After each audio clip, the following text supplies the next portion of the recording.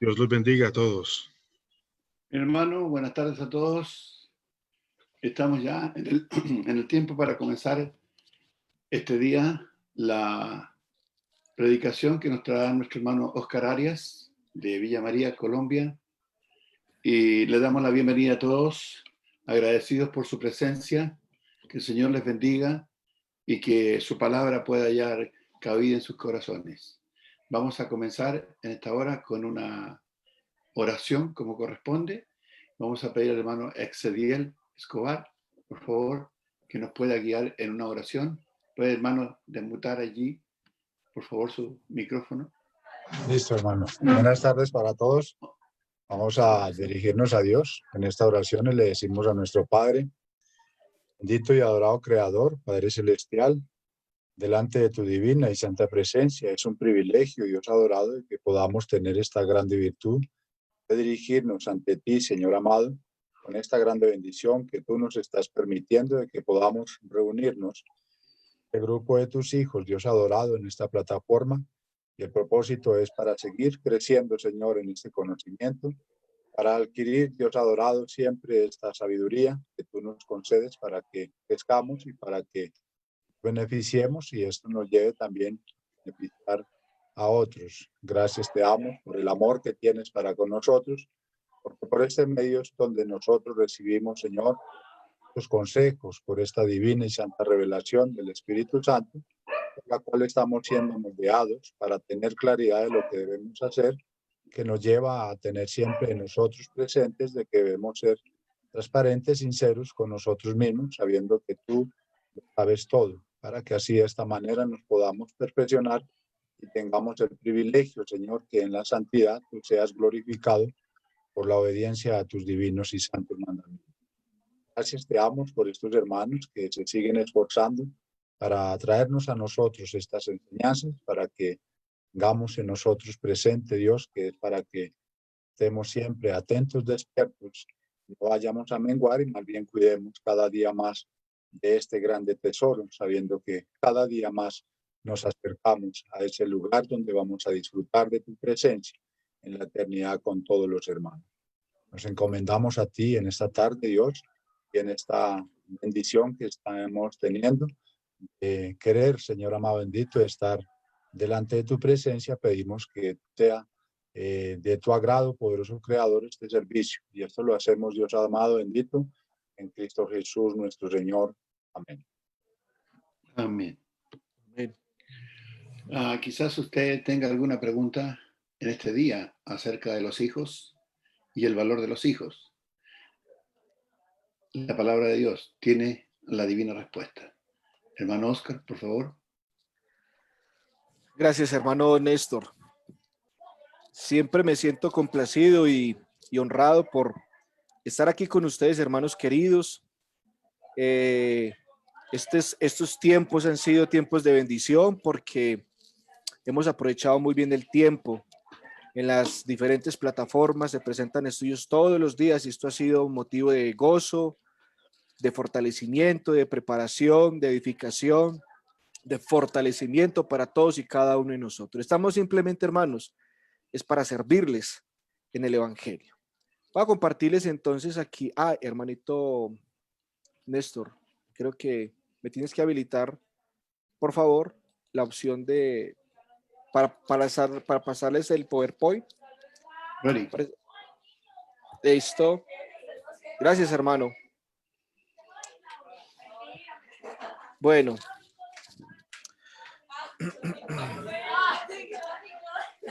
Mucho ruido parece ahí por ahí.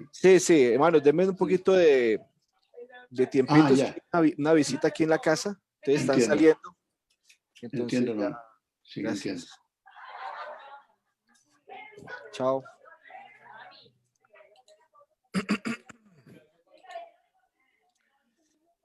Saray.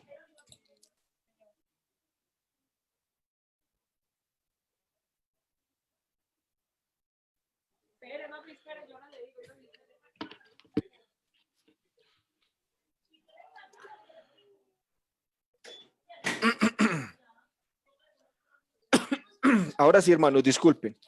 Es que hoy fue el día de es el día de cumpleaños de mi hija y entonces vinieron los amigos, vinieron familiares, entonces pues siempre hay un Claro. poco de bulla, pero gracias hermanos por su Entendemos, hermano. paciencia. Gracias, gracias. Hermanos, hoy vamos a estudiar un tema que tiene que ver con esta pregunta: ¿cuánto vale un hijo? Si yo le preguntara a ustedes que están casados y Dios les ha dado la oportunidad de tener hijos, ¿cuánto vale un hijo para usted? Póngale un precio. Lo más seguro es que usted me dirá: hermano, un hijo no tiene precio. Un hijo no tiene un valor monetario. ¿Cómo hace este tipo de preguntas? Y lo mismo pienso yo, estoy de acuerdo con usted. Para mí, mis dos hijos no tienen precio. Son supremamente valiosos. Es más, uno daría la vida por los hijos. Pero, hermanos, ¿cuánto vale un hijo? Resulta que en el Antiguo Testamento, Dios sí le puso un valor monetario a un hijo, a un primogénito. Quiero invitarlo entonces, hermanos, a que miremos el concepto de la redención, concepto judío sobre los hijos, no tanto el concepto judío, sino el concepto divino sobre los hijos. Si usted tiene entonces forma de apuntar, tomar nota, sería muy bueno para que pueda tener presente los puntos que aquí vamos nosotros a considerar. Vamos entonces a irnos al Antiguo Testamento. Cuando usted lee el libro de Números, el pueblo de Israel se encuentra en el desierto. Ellos han salido de Sinaí, ya ha pasado aproximadamente como un año, pero están en el desierto rumbo a la tierra prometida. Y el números 3 se nos registra un censo bastante particular. El libro de Números tiene este nombre porque Dios, durante este tiempo que estuvieron en el desierto, Dios hizo varios censos. Por eso se le ha colocado a este libro el libro de Números, por los censos. Ahora, después de que Dios ha hecho todo el censo del pueblo, está registrado en el capítulo 1 de Números, Dios hace un censo bastante extraño, un poco extraño, en Números capítulo 3, versículo del 39 hasta el versículo 48. Y Dios le dice a Moisés que cuente los levitas. La tribu levita es ordenada en el capítulo 3 por sus cargos, por sus funciones, pero ahí también Dios les dice que cuente los levitas. Versículo 39 dice: todos los contados de los levitas que Moisés y Aarón, conforme a la palabra de Jehová, contaron por sus familias, todos los varones de un mes arriba fueron 22,000. Tenga en cuenta entonces, hermano, este número, 22,000. 22,000 levitas. Después de que se contó los levitas, entonces Dios le dice a Moisés que cuente los primogénitos de entre el pueblo de Israel. Versículo 40, le dijo Jehová dijo a Moisés: cuenta todos los primogénitos varones de los hijos de Israel de un mes arriba y cuéntalos por sus nombres. Entonces aquí viene el segundo censo extraño. Bueno, pero ¿qué pretendía Dios? ¿Qué estaba buscando Dios con contar solamente a los varones de un mes arriba de los levitas y los varones hijos de Israel primogénitos de un mes arriba? ¿En qué consistía este censo? Versículo 41 está la razón. Y tomarás a los levitas en lugar de todos los primogénitos de los hijos de Israel, y los animales de los levitas en lugar de todos los primogénitos de los animales de los hijos de Israel, yo Jehová. Los levitas iban a ser tomados en lugar de los primogénitos de los hijos de Israel. Estos levitas entonces eran los representantes del pueblo ante Dios y de Dios ante el pueblo, porque era un sacerdocio. Los levitas fueron tomados en lugar de los primogénitos, porque nosotros sabemos, hermanos, que los judíos no podían presentarse, todo el pueblo no podía presentarse ante el Señor. Solamente la tribu sacerdotal fue colocada para que pudiera estar delante de la presencia del Señor. Entonces, cuando Dios cuenta a los primogénitos, versículo siguiente, versículo 42 dice: contó Moisés como Jehová le mandó todos los primogénitos de los hijos de Israel, y todos los primogénitos varones, conforme al número de sus nombres, de un mes arriba, fueron 22,273. Así que, versículo 44 dice: luego habló Jehová a Moisés diciendo: toma los levitas en lugar de todos los primogénitos de los hijos de Israel, y los animales de los levitas en lugar de sus animales, y los levitas, subraye la palabra, la frase en el versículo 45, los levitas serán míos, yo Jehová. Ahora, ¿qué representaba un levita? Representaba a un hijo primogénito de Israel. Entonces, los levitas, que representaban a los hijos, le pertenecían a Dios. ¿Qué estaba diciendo entonces Dios con esto? Que Dios es el redentor de Israel. Dios es el dueño de Israel, porque Él es el soberano, el redentor y el libertador. El hecho de que Dios los haya sacado de la tierra de Egipto, a Dios le da un derecho sobre Israel.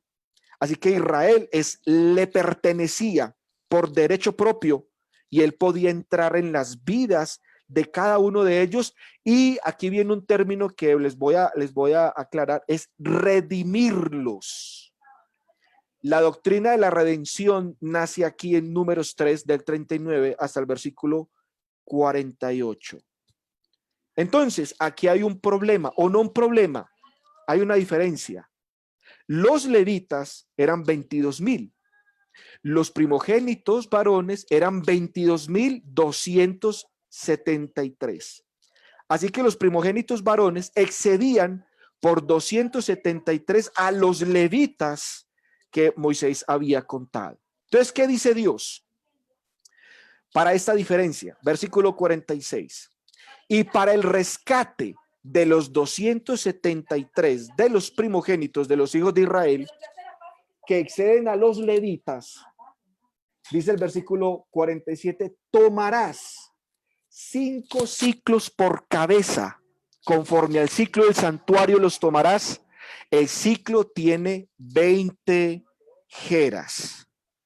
Entonces, dice el versículo 48, y darás a Aarón y a sus hijos el dinero del rescate de los que exceden.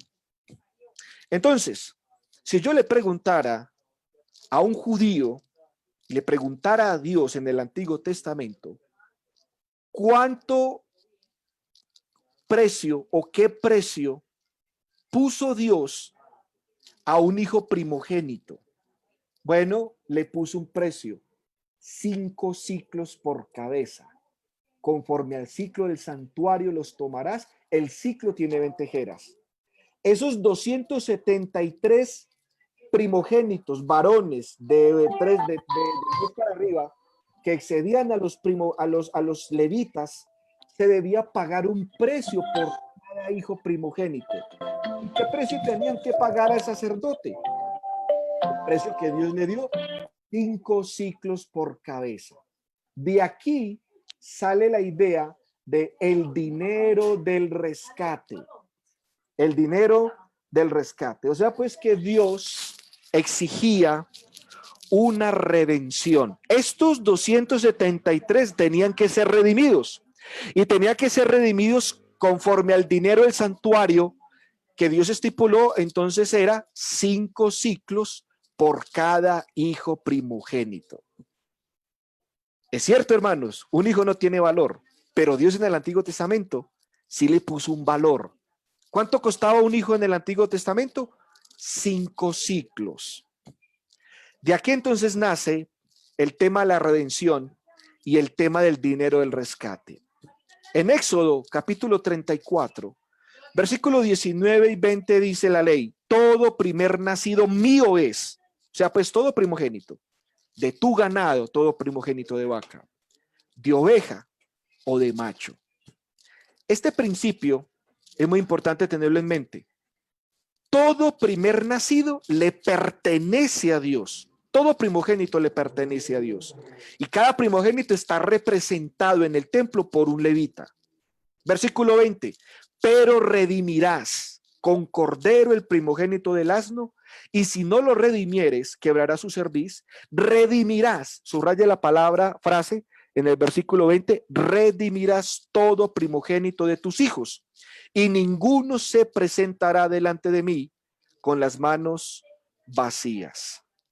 Había nadie debía, en el tema del rescate, en el tema de la redención, tener o no tener, perdón, con qué pagar. Debía tener el dinero del rescate. Números, capítulo 3, versículo del 12 al 13, dice que Dios toma a los levitas, dice el versículo 12, he aquí yo he tomado a los levitas de entre los hijos de Israel en lugar de todos los primogénitos. Los primeros nacidos entre los hijos de Israel serán pues míos los levitas.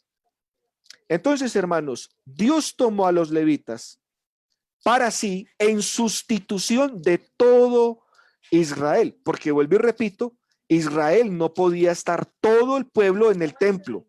En lugar de eso, Dios tomó entonces a los levitas. Sin embargo, desde entonces, a partir de acá, a partir de Números capítulo 3, del 39 al 48, Israel tenía que pagar el dinero del rescate a Dios por todos los primogénitos porque le pertenecían a Dios. Entonces voy a hablarles, hermanos, de la costumbre de la redención. La costumbre de redimir al primogénito aún existe entre las comunidades ortodoxas judías, aquellos judíos que aún practican la ley de Moisés tal cual está, aún practican ellos el tema de redimir al primogénito. Entonces, ¿en qué consistía eso? Pero vamos a leer versículo 13 para enfatizar la idea del versículo 12. Dice ahí, porque mío es todo primogénito. Desde el día en que yo hice morir a todos los primogénitos en la tierra de Egipto, santifiqué para mí a todos los primogénitos en Israel, así de hombres como de animales, míos serán, yo Jehová. La aberrante práctica de Faraón en el principio, cuando el pueblo de Israel empezó a multiplicarse, fue una práctica aberrante de parte ante Dios, perdón. Por tanto, Dios aprecia, valora un hijo. Por tanto, Dios estableció la ley de redimir al primogénito con el dinero del rescate, que consistía en 5 siclos por cabeza. Pero, ¿cuál era la costumbre entonces, hermanos? ¿Cuál era la costumbre entonces de redimir al primogénito? Bueno, la costumbre era la siguiente. Cuando el niño nacía, el hijo primogénito, el término primogénito significa el primer hijo engendrado. Si es único, significa unigénito, pero igual había que pagar el rescate por el unigénito como por el primogénito. Bueno, dice ahí, después de 30 días de haber nacido el niño, el padre judío invitaba al cohen, o en otras palabras, a un descendiente de Aarón. A los descendientes de Aarón se les llamaban cohen. Entonces el cohen, invitado por el padre, entraba en la casa, el niño era presentado ante el cohen, el padre declaraba que la madre del niño era israelita, así que por eso daban por sentado que el niño era un judío. Ahora, si la madre era hija de un cohen, o sea, pues era descendiente de Aarón, entonces el dinero del rescate no lo pagaban, porque la madre era descendiente de la tribu de Leví, era una hija de Aarón. Pero bueno, ahora, el sacerdote, el levita, entonces le preguntaba, teniendo él el niño en los brazos, porque el niño le pertenecía a Dios, o sea, el cohen venía a reclamar el niño para Dios. Entonces el cohen le preguntaba al padre que qué prefería, ¿sí? Si a su hijo o pagar los 5 ciclos. Obviamente el padre le contestaba que él prefería al hijo. Entonces, él le tocaba pagar la suma equivalente a 5 ciclos. Entonces el padre redimía al hijo, o en otras palabras, rescataba al hijo, o en otras palabras, le pagaba a Dios el precio de su hijo primogénito. Hermano Néstor, Hay un ¿hay hermano alguien que está interrumpiendo ahí con un teléfono. Sí, hay alguien que tiene... Por favor. Ahí abajo el iPhone. Disculpe.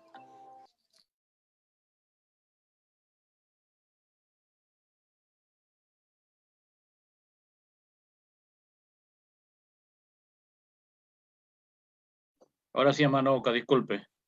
Ahora sí. Abre, Oscar, por favor.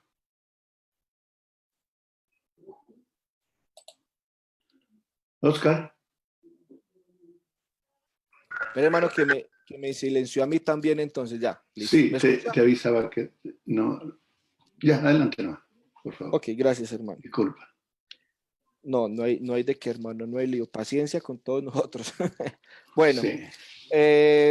entonces el sacerdote le preguntaba al padre si prefería al hijo o pagar los 5 ciclos. Obviamente, pues el padre le contestaba al cohen que él prefería al hijo. Entonces, tenía que pagar los 5 ciclos. ¿Por qué, hermanos? Porque como Dios decía en la ley, el primogénito le pertenecía a Dios. Y los padres tenían que redimir al hijo, y el dinero del rescate se colocaba entonces en las manos del levita y era llevado al templo. ¿Qué hacía entonces el descendiente de Leví o el cohen? Después de eso, entonces el cohen invocaba sobre el niño la bendición sacerdotal en Números 6, 22 al 27, que era esta. Jehová habló a Moisés diciendo, habla a Aarón y a sus hijos y diles, así bendecirás a los hijos de Israel. O sea, pues, cuando hacían el acto de la redención, diciéndoles, Jehová te bendiga y te guarde. Jehová haga resplandecer su rostro sobre ti y tenga de ti misericordia. Jehová alce sobre ti su rostro y ponga en ti paz, y pondrán mi nombre sobre los hijos de Israel, y yo los bendeciré. El levita pronunciaba esta bendición sacerdotal sobre el primogénito. Y vuelvo y repito, el dinero del rescate era llevado al templo porque era para los hijos de Aarón el dinero del rescate. Todo esto, hermanos, ¿qué significa para nosotros? Todo esto tiene una sola lección. Dios valora y aprecia un hijo. ¿Cuánto vale un hijo para usted? Usted aquí podría responder, pues vale mucho. Pero para Dios tiene un precio tremendo. Ahora, Dios le puso un precio, 5 ciclos. Porque Dios valora y aprecia un hijo. ¿Por qué Dios considera a un hijo especial? En la antigüedad había una práctica abominable que era ofrecer los hijos a los ídolos. Esta foto la tomé cuando estaba en Kentucky en el Arca, y ahí hay una parte, una sección en donde se hablaba de las idolatrías paganas. Y aquí está representado la práctica pagana de las naciones que tenían la costumbre de quemar los hijos a un ídolo. Es más, Jeremías capítulo 7, versículo 31 dice, y han edificado los lugares altos a Tofet, que está en el valle del hijo de Hinón, para quemar al fuego a sus hijos y a sus hijas, cosa que yo no mandé, ni subió en mi corazón. ¿Por qué Dios valoraba a un hijo? ¿Y por qué Dios le dio a Israel las leyes de la redención, la ley de redimir al primogénito? Era porque las naciones paganas y los judíos eran testigos de que sus hijos, ellos los quemaban, los ofrecían a los ídolos paganos. Dios sí valora un hijo, pero no de esta manera. Y Dios entonces les enseñó a los judíos a valorar y a apreciar un hijo. La práctica pagana era una práctica macabra, malvada, tan oscura, hermanos, nació en el corazón de una mente perversa y retorcida como el corazón y la mente de los paganos, que consistía en que al ídolo, debajo del ídolo, le prendían fuego. Una estatua de bronce como era, por ejemplo, Tofet o Moloch, que era otro ídolo al cual le sacrificaban los niños, la encendían, y cuando la estatua, con los brazos extendidos, se colocaba el niño en sus manos del ídolo, y cuando estaba el rojo vivo se colocaba el niño ahí, e inmediatamente el niño se quemaba, se consumía al fuego. Los sacerdotes, que ustedes pueden ver ahí en pantalla, tocaban tambores fuertemente para que los padres del niño no escucharan los gritos del bebé que estaba muriendo y estaba siendo ofrecido a un ídolo pagano. Eso lo practicaron por mucho tiempo.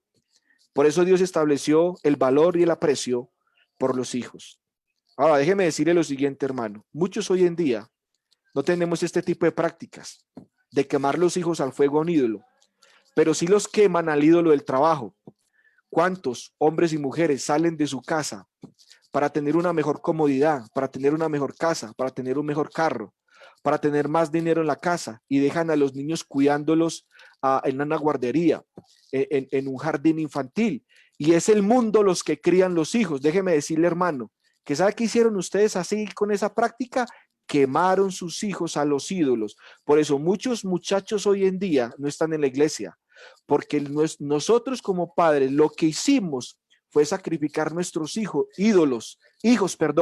sacrificar nuestros hijos al ídolo a los ídolos actuales, al ídolo del dinero, de la comodidad, del bienestar material. Y fue el mundo el que los crió y no los padres. Déjeme decirle que la práctica abominable de sacrificar los hijos a los ídolos es una práctica que hoy en día también se está haciendo, y tristemente los hermanos cristianos están sacrificando sus hijos en honor a los ídolos actuales del mundo, el dinero, la comodidad y la prosperidad. ¿Cuánto vale un hijo, hermanos? Pues vale mucho, vale mucho. En Éxodo capítulo 13, versículo 15, Dios explica la redención de Israel y la destrucción de Egipto. Hizo uso de un lenguaje que insinúa que él detestó haber destruido a los primogénitos en Egipto, en vista de que Egipto destruyó a los primogénitos de los judíos. Entonces, por eso Dios, el principio, hermanos, está aquí. Éxodo 13, versículo 15 dice: y endureciéndose Faraón para no dejarlos ir, Jehová hizo morir en la tierra de Egipto a todo primogénito, desde el primogénito humano hasta el primogénito de la bestia.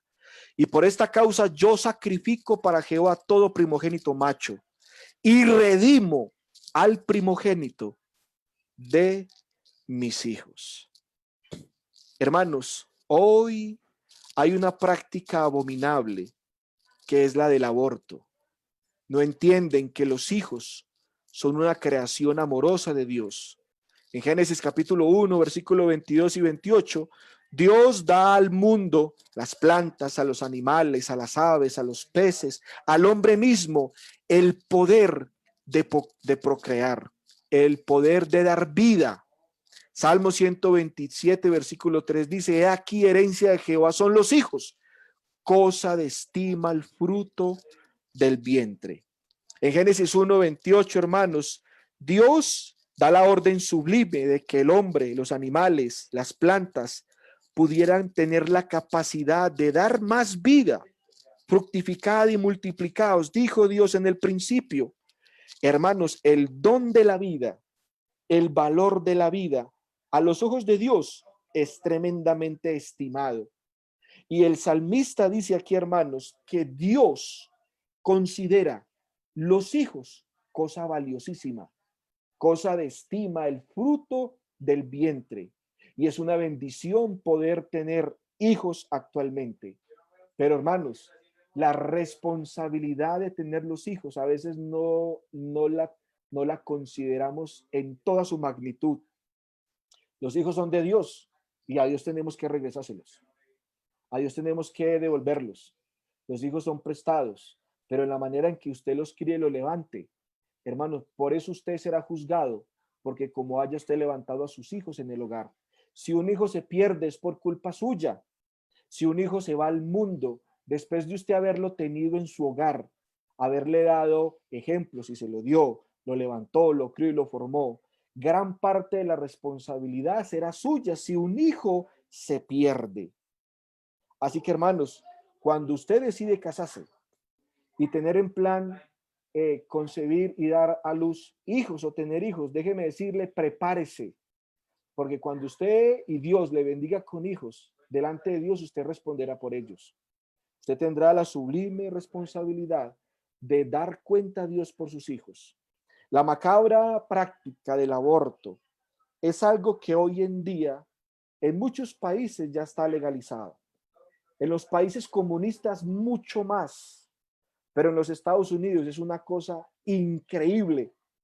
Ha superado el número de abortos, ha superado a todas las cantidades de guerras que ha tenido Estados Unidos. Los muertos que ha puesto la guerra no ha superado la cantidad de abortos que se han practicado en los Estados Unidos. La práctica del aborto, hermanos, es una práctica aberrante. Algunos alegan que el niño en el vientre es una masa, que el niño en el vientre no es un ser humano, no es un ser vivo, pero están completamente equivocados, porque cuando uno lee las escrituras, uno se da cuenta de que la criatura en el vientre delante de Dios es considerado como un ser humano. Lo invito a que lea, hermanos, Lucas 1:41 y versículo 43. El niño aún no nacido respira, necesita alimento. ¿Por qué? Porque es un ser vivo, es una creación de Dios. Ahora, en esos minutos que me quedan, hermanos, déjenme decirles lo siguiente en cuanto a la formación espiritual de su hijo, de su hija. Los primeros 5 años son fundamentales para que los hijos permanezcan con los padres. La práctica, yo no estoy de acuerdo, respeto su opinión, pero yo nunca mandé a mis hijos en los primeros 5 años a la escuela. Yo los guié, les enseñé, mi esposa y yo, los primeros 5 años nos enfocamos en Mateo y en Sarai. A los 5 años ya me empecé a preocupar por el tema de la escuela. Eso que les enseñen matemáticas, a rayar, a pintar, eso tendrá mucho tiempo para hacer eso. Pero los primeros 5 años, todo lo que un niño aprenda en ese tiempo lo formará, nunca se le olvidará, porque son las bases fundamentales en la formación del niño. Lo invito a que lea un libro del hermano Wemperten que se llama Una generación que no conoce a Dios. De ahí saqué esta referencia de la formación del niño en los primeros 5 años. Ahora, la Biblia enseña la importancia de un niño, hermanos, porque de ellos es el reino de Dios. ¿Y por qué dice Dios que de los niños es el reino de Dios? Por el carácter. La confianza y la fe de un niño es hermosa. Los niños pequeños tienen una mente abierta. Es más, les voy a decir lo siguiente, hermanos. Yo, cuando Mateo y Sarai estaban pequeños, los coloqué encima de un stand y les decía a ellos que se lanzaran en mis brazos. Y mis niños se lanzaban. El niño confiaba plenamente en que yo no le iba a dejar caer al piso. Y se lanzaban. Eso nos da a entender que el niño tiene una confianza y la fe de un niño es 100% en sus padres. Una cualidad de que un niño, ¿por qué Dios los coloca como referentes del reino de Dios? Es la obediencia que tiene un niño. Un niño, hermanos, a una pequeña y temprana edad, tienen una mente abierta a cualquier instrucción que uno les dé. Por eso se lo roban tan fácil, porque los perversos, los secuestradores, le dicen al niño que haga algo y el niño lo hace, porque el niño obedece. El niño tiene una obediencia particular, única. Los niños dicen la verdad porque son sinceros. Alguien dijo, si usted quiere saber qué pasa en la casa de los vecinos, pregúntele a un niño, pregúntele al niño de la casa y el niño le va a decir todo lo que pasa allá en la casa con pelos y señales, con detalles, porque el niño dice la verdad. La bondad de un niño es tremenda. ¿Ha notado cómo los actos bondadosos, las buenas obras de un niño que hacen por sus padres, por sus hermanitos, es tremendo? Yo conservo las cartas que Sarai, que Mateo me escribían, esos mamarrachos que a veces hacían, los muñequitos, sin tantas cosas, pero ellos expresaban en una hoja todo lo que ellos sentían por sus padres, por sus hermanitos, por sus familiares. La bondad de un niño es tremenda, hermanos. El amor incondicional de un niño. Hermanos, los niños juegan, se ponen a pelear y después de unos minutos han cambiado la discusión en juego, siguen jugando. Jesús describió a sus discípulos como personas que nos debíamos amar los unos por los otros. Por eso Jesús pone de referencia a todo cristiano el carácter de un niño. ¿Sabe por qué, hermanos? Por la confianza, por su obediencia, por la verdad, la sinceridad, la bondad, el amor incondicional de un niño. Pero, hermanos, mire, déjeme decirle entonces, ya en estos pocos minutos que me quedan, la responsabilidad que usted tiene. Y se las voy a tipificar en un ejemplo que hay, un principio que hay en el Antiguo Testamento. Volvámonos entonces al Antiguo Testamento. La responsabilidad en el Antiguo Testamento de enseñar la Biblia, un 5% era de los sacerdotes o de los líderes. En Deuteronomio 31, versículo del 10 al 14, ojalá lo encierre y lo tenga presente, lo marque, lo señale en su Biblia, porque Dios había colocado a los sacerdotes la responsabilidad de enseñar la ley al pueblo. Dice el versículo 10, y les mandó Moisés diciendo, al fin de cada 7 años, óigase bien, en el año de la remisión, en la fiesta de los tabernáculos, cuando viniere todo Israel a presentarse delante de Jehová tu Dios, en el lugar que él escogiere, leerás esta ley delante de todo Israel a oídos de ellos. Harás congregar al pueblo, póngale cuidado, varones, mujeres, niños, subraye la palabra niños, extranjeros que estuvieran en tus ciudades, para que oigan y aprendan y teman a Jehová vuestro Dios y cuiden de cumplir todas las palabras de esta ley. Hagamos un ejercicio. Un niño a los 7 años escuchaba su primer sermón de la ley. Porque como dice el versículo 10, el sacerdote debía cada 7 años, en el año de la remisión, leer, versículo 11, la ley delante de todo el pueblo de Israel, incluyendo los niños. Entonces, el primer sermón, supongamos que un niño a los 7 años escuchó su primer sermón de la ley.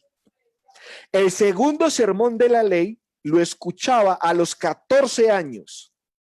Su tercer sermón lo escuchaba a los 21 años. Ya está un poco más grandecito.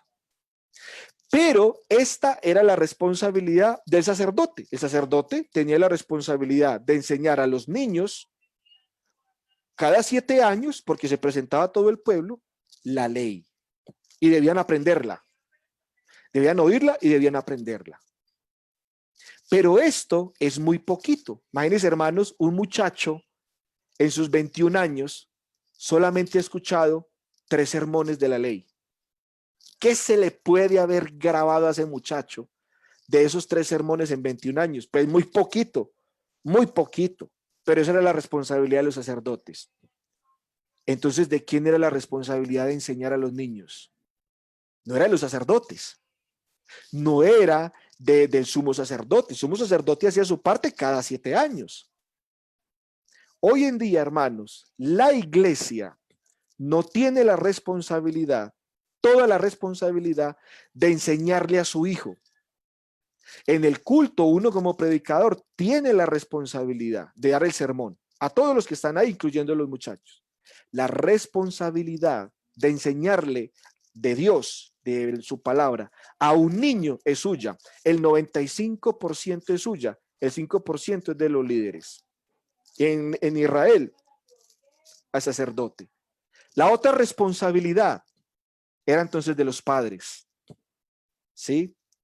Dice en Deuteronomio 31, versículo 13, y los hijos de ellos que no supieron, oigan y aprendan a temer a Jehová vuestro Dios todos los días que vivieres sobre la tierra donde vais, pasando el Jordán para tomar posesión de ella. Versículo, entonces este versículo de Deuteronomio 31 hasta el 14 que hemos leído, súmelo con Deuteronomio 6.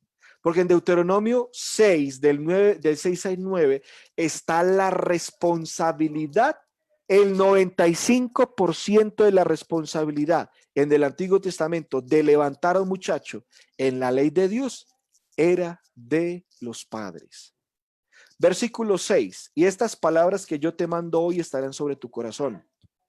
Y las repetirás a tus hijos y hablarás de ellas estando en tu casa y andando por el camino y al acostarte y cuando te levantes. Entonces, ¿quién tenía la responsabilidad de enseñar? Era el padre. Pero el versículo 6 está diciendo que el padre primero debía aprenderlas. Dice la primera parte del versículo 6, estas palabras que yo te mando hoy estarán sobre tu corazón. ¿El corazón de quién? Del papá. Si usted, hermano, no se prepara, no estudia la Biblia, no medita, no reflexiona, entonces, ¿cómo puede usted enseñarle la ley de Dios y el temor a Dios a su hijo?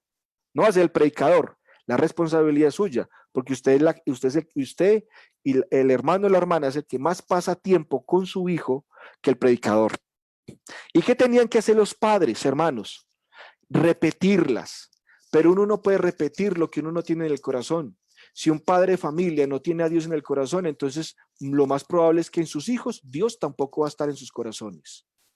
Tengo un libro en mi biblioteca, hace mucho tiempo lo leí, católico, muy bueno, que decía Padres educados primero, donde colocaba la responsabilidad a los padres de prepararse primero en los asuntos espirituales para luego formar la siguiente generación. ¿Qué debían hacer? ¿Qué debía hacer el judío con sus hijos?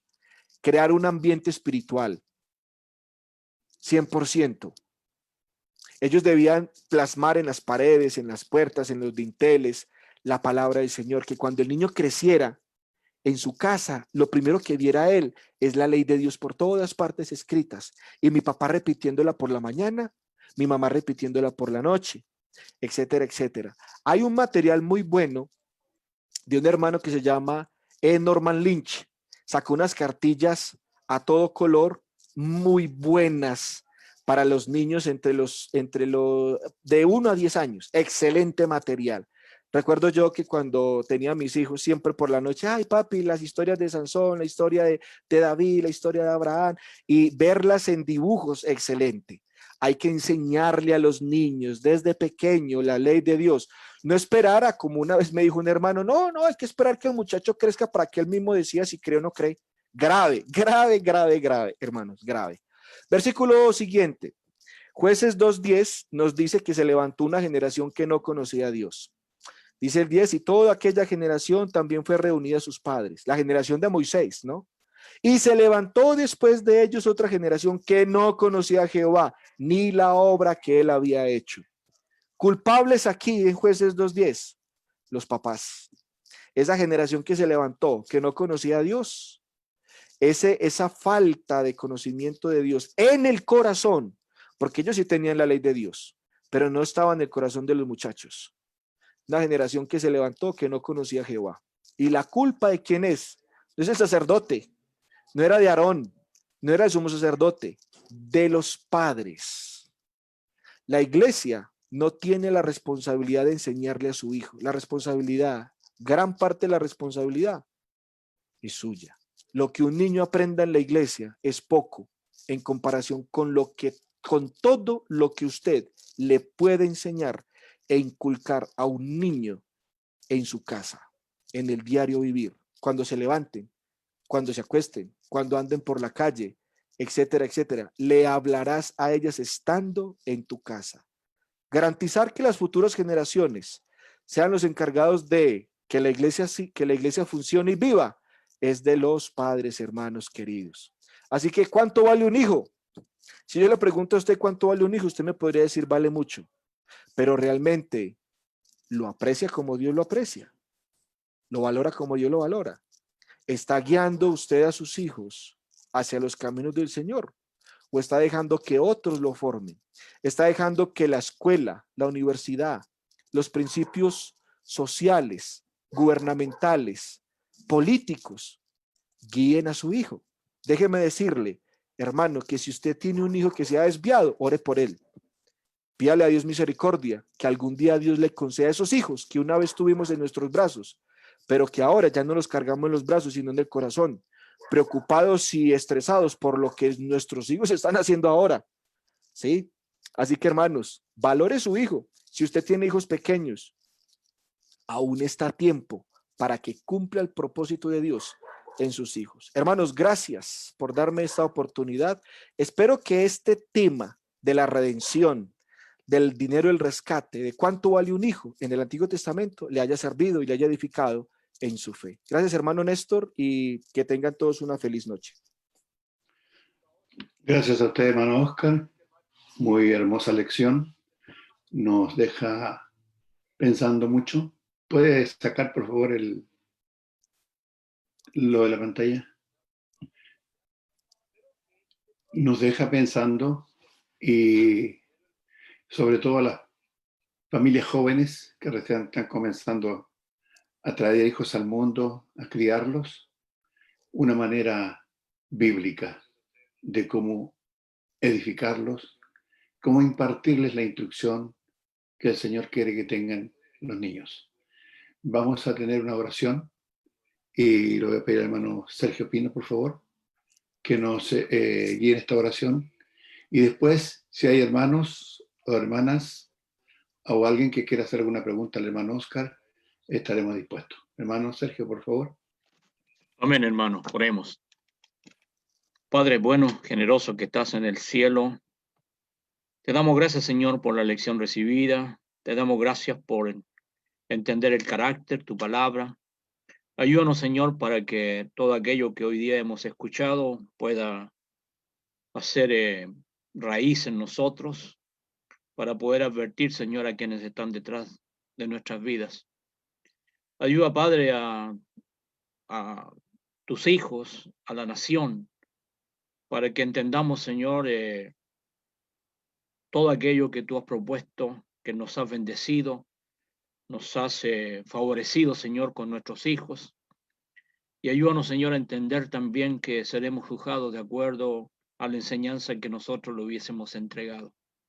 Oramos por ellos, Señor, para que tu palabra pueda conducirlos en buen camino, para que el ejemplo que nosotros podamos entregarlos sea el adecuado. Y ayúdanos, Señor, para que en aquel día nosotros no seamos rechazados simplemente por no haber instruido a nuestros hijos en el camino correcto. Sé con nosotros, Padre, ayúdanos para que podamos siempre sentirnos que somos afortunados porque hemos recibido de ti este evangelio que perdura, que trasciende y que por sobre todas las cosas, Señor, nos tiene promesa de vida eterna. Gracias por los hermanos que están presentes, por los jóvenes, por los adultos, por todo, Señor, porque tu palabra no tiene edad, ella tiene eco para todo matrimonio, que hoy día, Señor, tenemos la responsabilidad de criar a nuestros hijos. Gracias, Padre, por tu consejo. Gracias por nuestro hermano que nos ha traído esta lección y bendícenos, Señor, en tu generosidad. Te damos gracias, Padre, en el nombre de Jesús. Amén. Amén, Señor. Si hay alguien que quiera hacer alguna pregunta al hermano acerca del tema,